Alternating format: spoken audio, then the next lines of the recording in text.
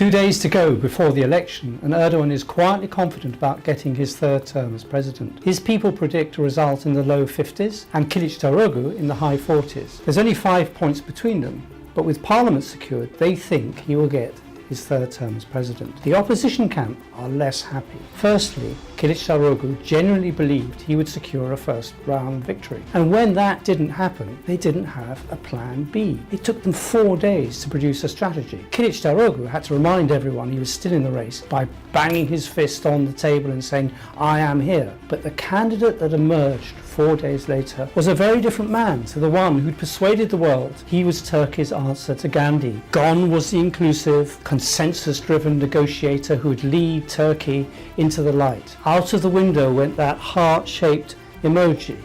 What took its place was a raw, snarling Turkish nationalist who turned his campaign on the one issue that means something to people, kicking out 3.9 million Syrian refugees. It was a conscious decision to turn his campaign into one of fear. And true enough, the billboards went up saying, "Syrians will go, decide." Now, there are several problems with this. First, Kılıçdaroğlu is abandoning the strategy that formed the Table of Six in the first place. Consequently, we have seen some very unhappy voices in the liberal Islamist camp, people from Davutoğlu and Babacan's party who did not sign up to this. Second, Kılıçdaroğlu is no longer a liberal, he's a nationalist.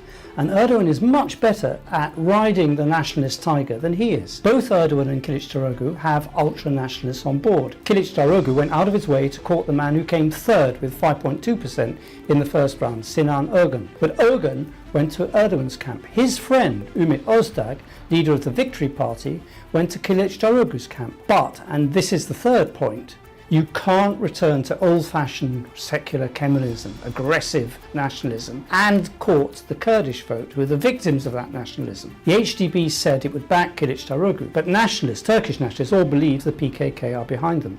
So this is a bridge too far. The fourth point is that turning his rainbow coalition into the nasty party is not Kılıçdaroğlu's style. He is not a newcomer on the scene, and everyone knows what he's like.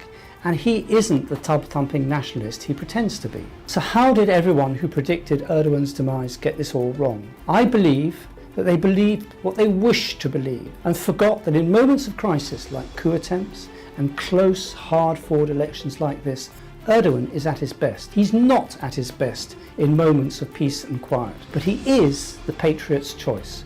And all Western governments and journalists wanted him gone because he emerged in 20 years as a region's most effective operator, forging a big independent presence of Turkey in the region. Their objection to him had nothing to do with democracy or human rights. And this election, with a first round turnout of over 90%, showed that whatever the many failings of the election system, Turks believe in the elections that they participate in. This is a hard pill for the West to swallow, but swallow it they must.